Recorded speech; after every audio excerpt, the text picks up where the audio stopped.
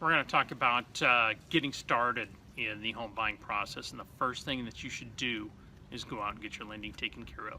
You want to go out, you want to get a pre-qualification or a pre-approval. You want to have that ready to go before you go step foot in a house. And I know for you guys to get to this point where you're getting the education and you're going through this to learn and get the knowledge of the buying process, I know you are even looking at houses probably on Zillow or Realtor.com.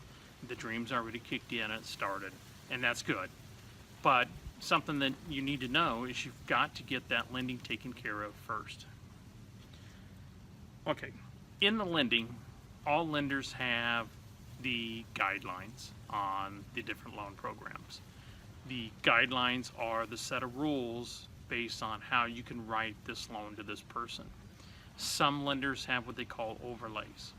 So you got Fannie Mae and Freddie Mac buy most of the loans that any lender writes. They write them, they package them, they sell them off to Fannie or Freddie. So knowing that, some lenders will put the overlays on, and Fannie and Freddie have set the rules. These are the minimum guidelines that have to be followed. Other lenders say, well, I know that FHA will allow a 580 FICO, but I'm not comfortable with that, so mine's going to be a 600 or a 620. That's a lender's personal overlay. They'll do the same thing when it comes to Fannie and Freddie. They may say, okay, a 50% debt to income ratio is fine on a case-by-case basis. And this particular lender might say, man, we don't like that. We're not going to accept anything over 46%. So that's an overlay that these lenders are putting on it. If you're in a situation where a lender says, no, you can't get that loan, it could be that lender's overlay that's preventing you from getting that loan. So when it comes to that, don't just give up. Go talk to another lender.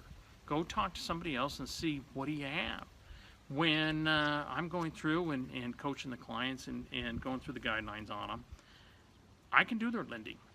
And the lender that I work with, there's no overlays. So we get in and we look at what Fannie Mae or Freddie Mac or FHA have, or VA as guidelines, the rules, and those are the rules that are followed. So just know that some lenders have overlays. They have rules on top of rules. And as that stacks up higher, that might be why you got declined. So don't give up. Look at another lender. Hopefully you're joining my class anyway, and you're going to let me do the coaching with you, and then you don't have to worry about it. I'll make sure I take care of you.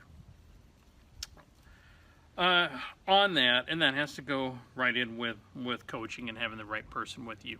Have your team assembled, and I know I've said this before, have your team assembled, stacked, so that you have the right people working with you and you can ask questions. If you're working with lender A and something doesn't go right, you want somebody to be able to fall back on and say, does this seem right to you? Here, this is what I've got.